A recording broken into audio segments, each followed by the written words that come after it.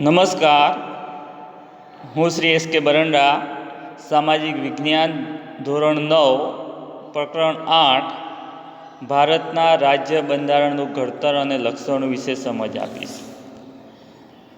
બંધારણનો અર્થ. વિદ્યાર્થી મિત્રો, આપણે જાણીએ છીએ કે શાળામાં વર્ગખંડમાં ચોક્કસ નિયમો હોય છે. એ નિયમોને અનુસંધાને આપણે વર્ષ દરમિયાન વ્યવસ્થિત રીતે દરેક પ્રવૃત્તિ, દરેક કાર્યો કરતા હોઈએ છીએ.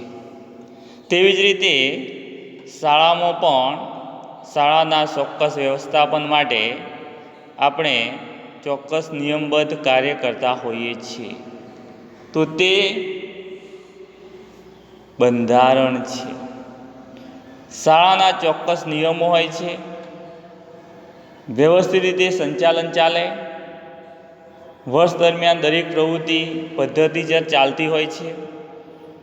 એટલે કે શાળાના ચોક્કસ નિયમો ઘડેલા હોય છે, તેથી તે શાળાનું બંધારણ છે.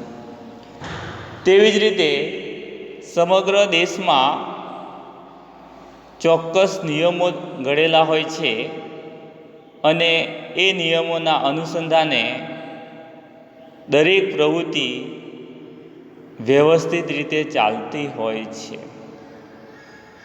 આપણા દેશમાં અનેક જાતની પ્રજાઓ, અનેક ધર્મો, અનેક સમુદાયો, અનેક ભાષાઓ, અનેક જાતિઓ, અનેક બોલીઓ, અનેક પ્રકારના ભિન્નતા જોવા મળે છે. છતાં પણ દેશનો વહીવટ સારી રીતે ચાલે છે. એનું કારણ એ છે કે દેશના ચોક્કસ નિયમો છે. એટલે દેશના જે ચોક્કસ નિયમોથી જે વહીવટ ચાલે છે તેને આપણે બંધારણ કહીએ છીએ.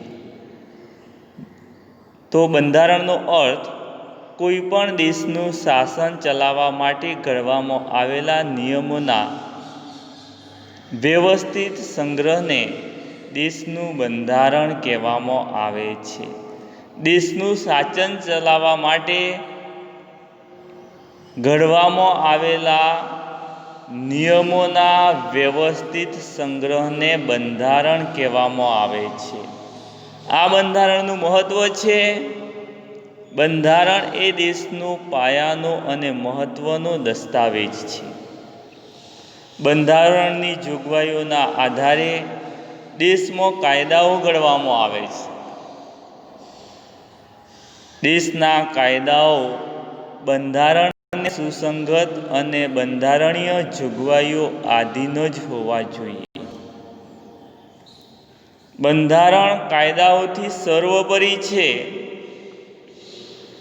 બંધારણમાં સમયાંતરે બદલાતી જતી લોકોની જરૂરિયાતો, અપેક્ષાઓ, આકાંક્ષાઓ, ઈચ્છાઓ અને લોકોની ઉચ્ચ ભાવનાઓનો પડઘો પણ બંધારણમાં પડે છે.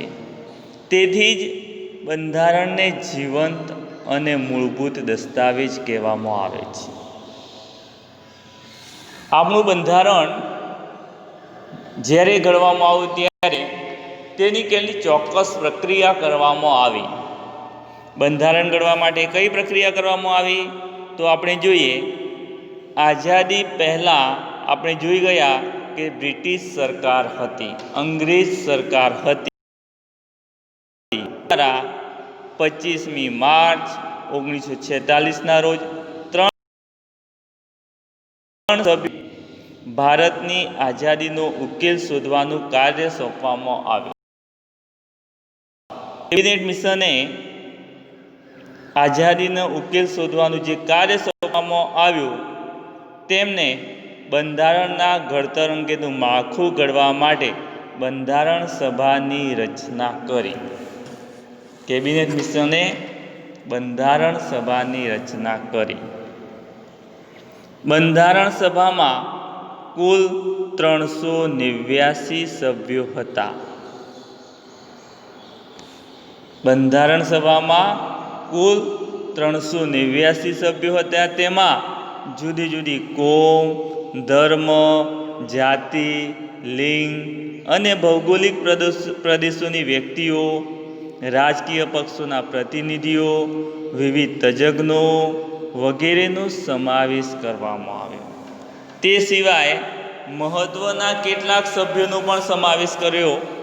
Jawaharlal Nehru, Sardar Vallabhbhai Patel, Maulana Abul Kalam Azad, Shyamaprasad Mukherjee, HP Modi, HV Kamath, Frank Anthony, Kanaiyalal Munshi, Krishna Swami Ayyangar, Baldev Singh તથા મહિલા પ્રતિનિધિઓનો પણ સમાવેશ થયો, જેમાં મહિલા પ્રતિનિધિ તરીકે સરોજજી નાયડુ અને વિજયાલક્ષ્મી પંડિતનો સમાવેશ કર્યો. બંધારણ સભાના અધ્યક્ષ તરીકે ડૉક્ટર રાજેન્દ્ર પ્રસાદને રાખવામાં આવ્યા, જ્યારે બંધારણની ખરડા સમિતિના અધ્યક્ષ તરીકે ડૉક્ટર ભીમરાવ આંબેડકરને રાખવામાં આવ્યા. આ બંધારણ સભાએ તેની કામગીરી 9મી ડિસેમ્બર 1946થી શરૂ કરી. બંધારણ સભાએ 2 વર્ષ 11 માસ 18 દિવસમાં આ બંધારણ ઘડ્યું. આ સમયગાળામાં કુલ 166 બેઠકો મળી અને બંધારણ ઘડવાની કામગીરી પૂર્ણ કરી. આ પ્રક્રિયામાં તેઓએ દુનિયાના જુદા જુદા દેશોના બંધારણના મહત્ત્વના લક્ષણનો અભ્યાસ કરીને અને વિગતપૂર્ણ ચર્ચા વિચારણા કરીને બંધારણને આખરી સ્વરૂપ આપ્યું હતું. આપણું બંધારણ ઘડાયું તે પહેલાં અન્ય દેશોમાં પણ કેટલાક બંધારણો હતા. એ બંધારણનો ઝીણવટપૂર્વક અભ્યાસ કર્યો અને એમાંથી કઈ બાબતો સારી અને યોગ્ય છે તેનો પણ આપણા બંધારણમાં સમાવેશ કર્યો. બંધારણમાં પ્રથમ 295 અનુચ્છેદ અને 8 પરિશિષ્ટ હતા. ત્યારબાદ સુધારા સાથે અત્યારે 395 અનુચ્છેદો એટલે કે આર્ટિકલ્સ અને 9 પરિશિષ્ટ થયા અને બંધારણનું સ્વરૂપ નિશ્ચિત થયું. 26 નવેમ્બર 1949ના રોજ બંધારણ સભામાં બંધારણ સર્વાનુમતે પસાર થયું અને કાયદાનું સ્વરૂપ આપ્યું. 26મી જાન્યુઆરી 1950થી ભારતમાં બંધારણ અમલમાં આવ્યું અને ભારત પ્રજાસત્તાક રાષ્ટ્ર ઘોષિત થયું. તેથી આપણે 26મી જાન્યુઆરીને પ્રજાસત્તાક દિન તરીકે શાનદાર રીતે ઉજવીએ છીએ. ભારતના બંધારણમાં રાષ્ટ્ર ચિહ્ન તરીકે 4 સિંહોની મુખાકૃતિ, રાષ્ટ્રસૂત્ર તરીકે સત્યમેવ જયતે ઘોષિત કરવામાં આવ્યા છે.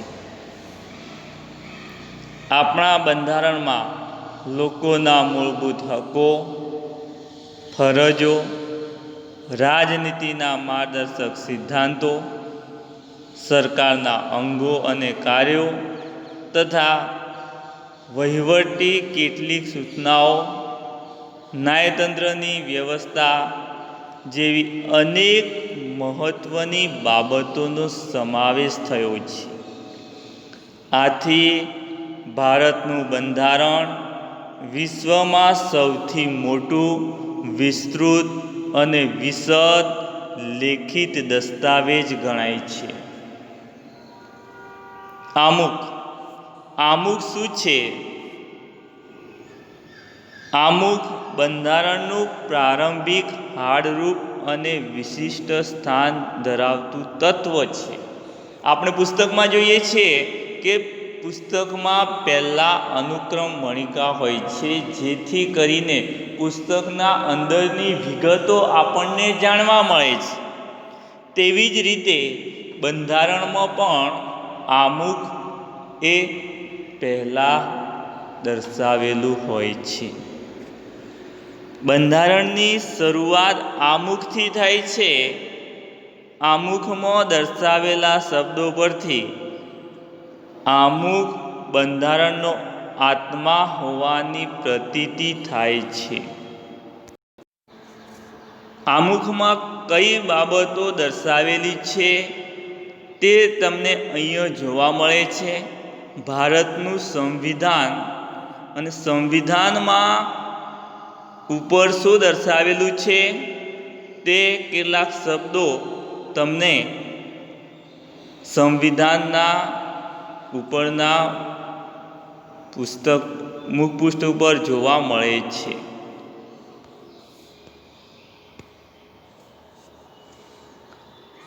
1976ના 42મા બંધારણીય સુધારાથી આમુખમાં સાર્વભૌમ શબ્દ પરથી કેટલાક નવા શબ્દો ઉમેરવામાં આવ્યા.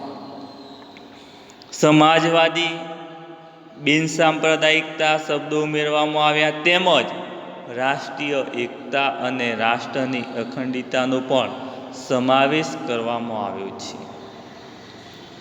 આમુખ બંધારણના મૂળભૂત હેતુઓ, ધ્યેયો, આદર્શો તેમજ સિદ્ધાંતોનો વાચા આપે છે. આમુખ બંધારણના ઉદ્દેશો થકી ભારતમાં કલ્યાણ રાજ્ય સ્થાપવાની ઉચ્ચ ભાવનાઓ અને આદર્શોને સિદ્ધ કરવા ઈચ્છે છે એવું સ્પષ્ટ કરે છે. આમ આમુખ દ્વારા બંધારણના ઘડવૈયાના માનસનો પરિચય થાય છે. આમુખ એટલે કે અંદરની જે માહિતી છે તે બંધારણમાં તે માહિતીની વિસ્તૃત માહિતી હોવાને લીધે સમજી શકાતી નથી. તેની સમજ આમુખમાં એક શબ્દ કે વાક્ય દ્વારા સમજાવેલી છે. તેથી બંધારણની બધી જ માહિતી સમજવામાં મુશ્કેલી પડતી હોય ત્યારે આમુખના એક કે બે શબ્દો કે એક વાક્ય દ્વારા તમે તેનું સ્પષ્ટીકરણ કરી શકો છો. આમુખનું મહત્ત્વ. આમુખને બંધારણનો આત્મા કહ્યો છે તે રીતે તેનું મહત્ત્વ વિશેષ છે.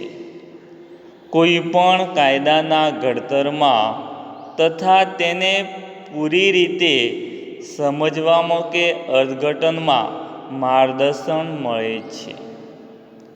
કાયદાના હેતુ તથા તેનો આદર્શ કાયદો ઘડવા પાછળ સંસદની નીતિ શું છે તે જાણવામાં આમુખ મદદરૂપ થાય છે. કયા પ્રકારની મુશ્કેલીઓના નિવારણ અર્થે કાયદાને ઘડવામાં આવે છે તેનો નિર્દેશ આપણને આમુખમાંથી સ્પષ્ટ થાય છે. આમ આમુખ બંધારણનો અર્થ છે. કાયદાની કોઈ કલમમાં કે વિસંગતતા વિગતોમાં કોઈ અસ્પષ્ટતા કે વિસંવાદિતતા ઊભી થાય, કાયદાનો હેતુ સ્પષ્ટ થતો ન હોય ત્યારે આમુખ કાયદાની કલમને સમજવામાં, તેનું અર્થઘટન કરવામાં મદદરૂપ બને છે. આમ આમુખ બંધારણની જોગવાઈઓને સમજવામાં હોકાયંત્રની ગરજ સારે છે. આમુખ રાષ્ટ્રની એકતા, અખંડિતતા અને નાગરિકો વચ્ચેની બંધુત્વની ઉમદા ભાવનાઓનો અને આદર્શોનો પડઘો પડે છે. આમુખને ઉચ્ચ આદર્શો તથા ધ્યેયોનું પીઠબળ પણ છે. હવે આમુખના આધારસ્તંભો આપણે આ પછીના વિડીયોમાં જોઈશું.